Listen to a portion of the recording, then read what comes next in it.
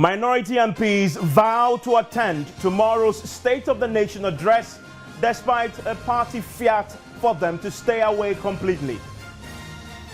That's come there. You see them sitting on their seats. Are they going to participate in the proceedings? How do you participate in proceedings? They sit in their chairs. As simple as that. But the party will have none of that. We as a party have a principled position. And our position is that any matter that does not outlive John Dramani Mahama would not be attended to. Tonight, we bring you the outcome of the latest meeting between the MPs and party executives to resolve the discord over the boycott of the President's State of the Nation address. This is Top Story with Evans Mensah. Top Story is brought to you by Bond Financial Services. Your success are Passion Belacqua Mineral Water, the new generation mineral water. Is also brought to you by Lifebuoy, still 100% better germ protection, and Blue Rose Limited, shelter for all. It is an internal rift which has pitched executives of the New Patriotic Party against their own members of parliament. The party is demanding the MPs boycott tomorrow's State of the Nation address by President Mahama, whose legitimacy they are contesting in court. The MPs had previously obeyed that order without question, staying away from the vetting of ministerial nominees. But this time, they are resisting the party's orders. Led by its leader, Sir Mensah Bonsu, the minority agreed to go against the party's directives and stay in the Chamber of Parliament for tomorrow's address. We got this word from Mensah Bonsu right after his side met on the matter. Listen. Told you that come there. You see them sitting on their seats. Are they going to participate in the proceedings? How do you participate in proceedings? They sit in their chairs. As simple as that. Well, the MPP will have none of that. They want a complete boycott of tomorrow's proceedings. They don't want to entertain any sitting seats. We spoke to Kwejo Owusu-Afriyie, who was in Parliament to make sure the MPs are whipped in line. He was emphatic in making the party's uncompromising position clear to the MPs. This is what he told us after meeting with the MPs. He's the General Secretary of the party. We as a party have a principled position. And our position is that any matter that does not outlive John Dramani Mahama would not be attended to. And all these matters are transient. And therefore for us, we would have to examine whether or not after the Supreme Court decision and then Nana Akufo-Addo becomes the President of Ghana, another State of the Nation address, a proper one, would be delivered by Nana Akufo-Addo. If that is so, then it appears to me that our principle would work to perfection. We shall not attend any matter that has to do with the presidency that is not permanent, that will not outlive him. It's as simple as that. And we understand there's been another meeting at the Osu Presbyterian Hall between party executives and the MPs to try and resolve this rift. My colleague Elton John Brobe has been following that meeting closely. He joins me in the studio. Elton, so do we know what the final decision is? Well, they've taken a decision. The decision is that tomorrow we will see the members of the minority in the chamber to listen to the presentation of the State of the Nation address by President John Mahama. But as to whether they will participate fully, that is a decision they've yet to come to. That is interesting. You've been in Parliament for a while, covering that house for us. If they're going to be there, because we had the minority leader say they're going to sit in their chairs. This is an address. Beyond sitting there and listening to him, are they expected to do anything else?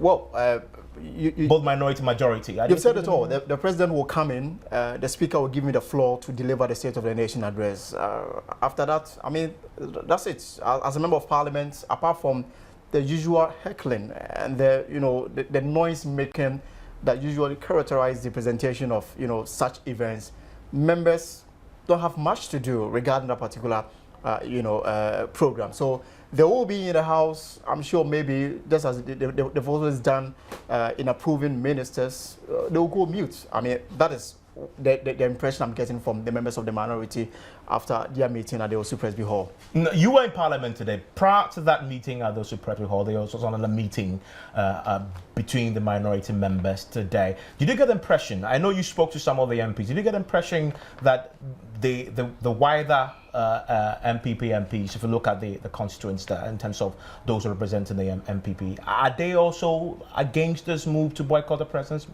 State of the Nation address tomorrow? Well, for some of the MPs I spoke to, especially from the MPP side, they would abide by any decision that will be taken by the leadership of the party, because that is the more reason why they have leaders there. But for members on the majority side, for them, they would have wished, or they wish, that the minority fully participate in tomorrow's program. Let's listen to some of them. A few of them I spoke to this morning at Parliament House. It's now beyond speculation, because they have said that they don't recognize the president, and so anything about the president, they will not be part of it. So let's conclude that they will not be part of it. And the General Secretary, Sir John, has come out to say that they should not be there. And I know these days the minority don't take decisions by themselves. They are being remoted by their leadership, MPP leadership. And I'm sure once Sir John, their boss, has spoken, his subjects, that's the minority groups, will listen to him. That is their right. They can decide to be there or not. But like I've said, we need 1/3 of the entire 275 to form quorum. And we have more than 1/3. So whether they are there or not, will not spoil anything. Then the unnecessary heckling will be reduced to the barest level. And then there will not be any sort of dressing, morning dress and those kind of things as they did some time ago. If the majority have taken a decision that they will not be party to this, they will not recognize the president, they will not partake in any deliberations of parliament which involve the president, that is, to me, that's a headache. There's nothing wrong when you are not happy about a situation and you have gone to court. You are giving your matter to the court to decide on. There's no need to be fighting as the court comes out and say you are right or you are wrong. So at the end of the day, it's the court that's going to tell us what actually is the fact. So why are they creating all this unnecessary noise, unnecessary heat, and raising the political temperature of this country? But in all, we think that 2 + 2 must equal 4. And we hope that they will come so that we make 2 + 2 = 4. But if they think that they are not coming and they are convinced, we cannot force them. You can take the horse to the riverside. You can't force it to drink. We have made everything, we have talked everything, we have discussed everything, hoping that they will see why they should come. But they are not coming. That is their headache. So some MP there obviously talking about this decision of the minority. What we know now is that they're going to be present. They'll be seated in their chairs. But something interesting also might happen. What normally tends to happen is that you get some of the executives of the party also present and some key leaders of the party. Former President Kufuor, for example. That we don't know will happen tomorrow. Yeah, we don't know yet, but I spoke to the Public Affairs Directorate of Parliament. They've extended invitation letters to the people that they want them to be present in the House when the President delivers the State of the Nation address. Among them is former President Rawlings, Kufuor, leading members of political parties, chiefs, and other leading figures in the country. It is unclear whether former President Kufuor will be in attendance tomorrow, but what we know for sure is that the leadership of the MPP will not be in the chamber when the President delivered the State of the Nation address. Thank you, Elton. We can now speak to the first Vice Chair of the NPP, Mr. Fred Owari. Thank you, sir, for your time here on Top Story. We heard from the minority leader, Oseche Mensah Bonsu, saying clearly that tomorrow they will be seated in their chairs in the Chamber of Parliament. Does that reflect the party's principal position on this matter? Before I answer that, let me refer to some earlier statement that I heard you making. To the extent that there's some rift between the party in Parliament and outside Parliament. There's nothing like that. Indeed, we have had a meeting this afternoon.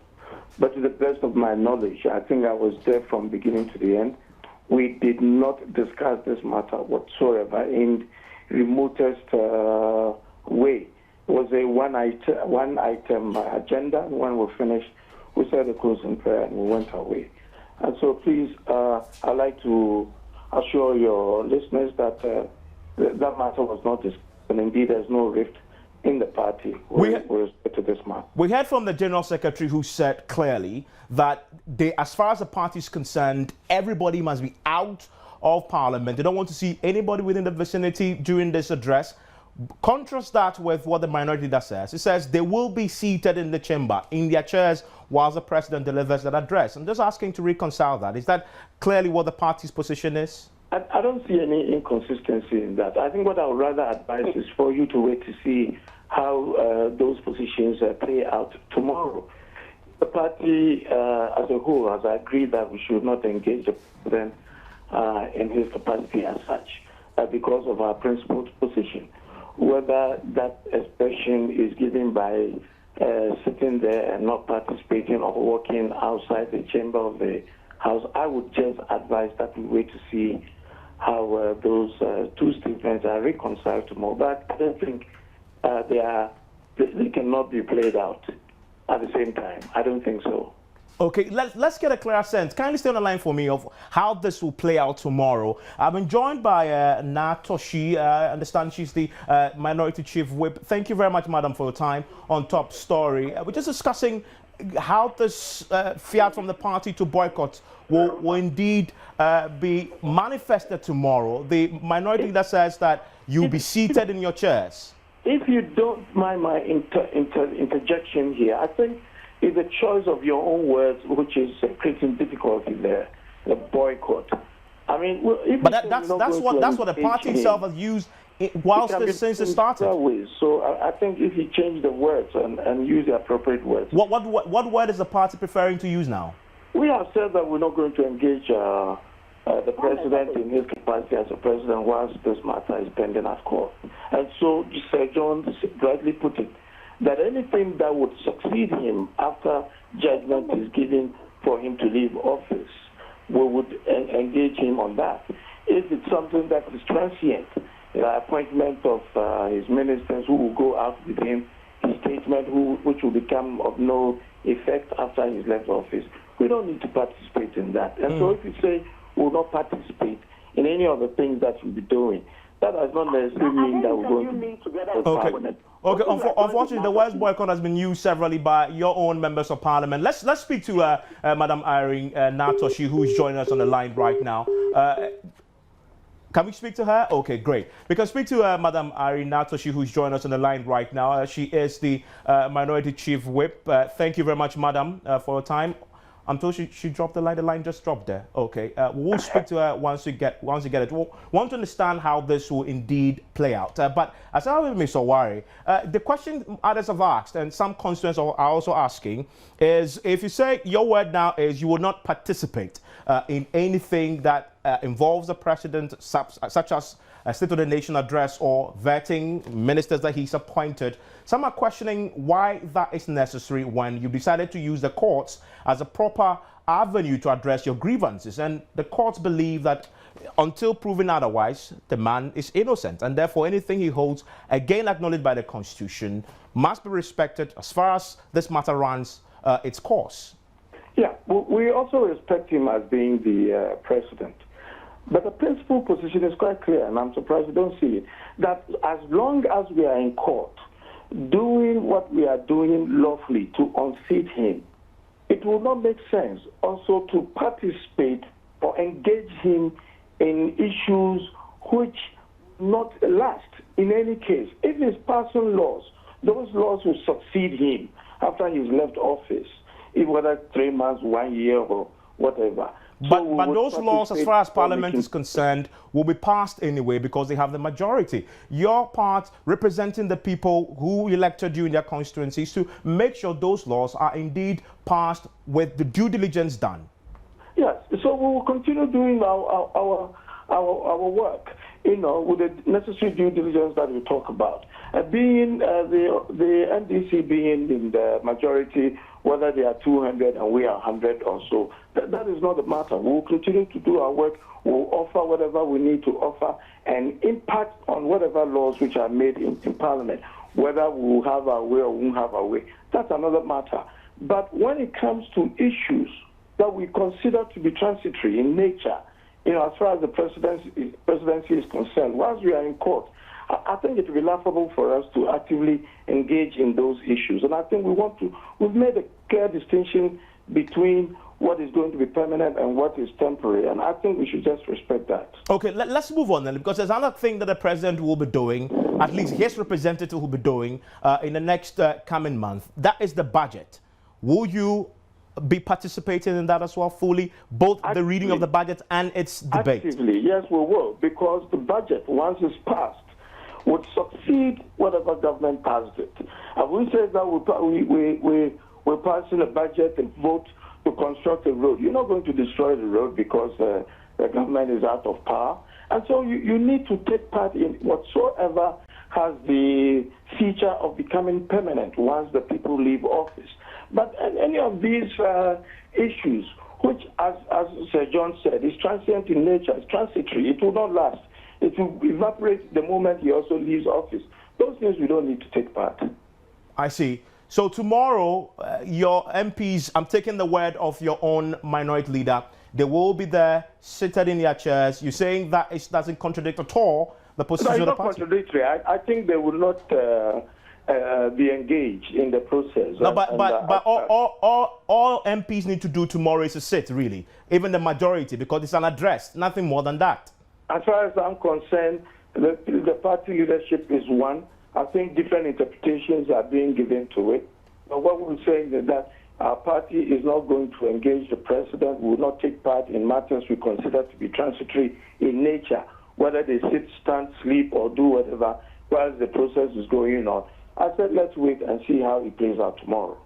Thank you, sir. Fred Owari is the first vice chair of the NPP there. You want to join us again in 15 minutes because we'll be telling you what the constituents of some of these MPs are saying about the decision not to participate in anything that has to do with the president as far as its transient nature is concerned, as we just heard from Fred Owari. We've been speaking to some of the constituents of these MPs, including we've been to the constituency of the minority leader. You will be amazed to hear what the constituents are saying about the decision not to participate and engage.